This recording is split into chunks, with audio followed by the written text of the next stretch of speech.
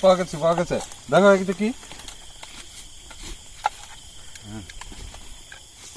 ভারতীয় মদ main pillar 1174 হতে আনুমানিক 250 গজ বাংলাদেশের অভ্যন্তরে কাঠারবাড়ি নামক স্থানে মালিকবিহীন অবস্থায় 1 বস্তা ভারতীয় মদ আটক করতে সক্ষম হই।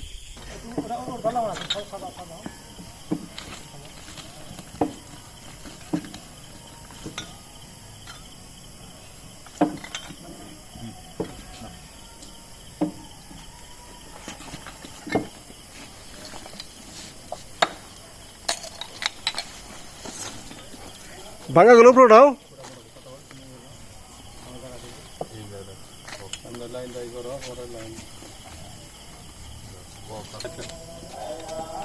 ভারতীয় মদ 96 বোতল মদ আটক করতে সক্ষম হয়।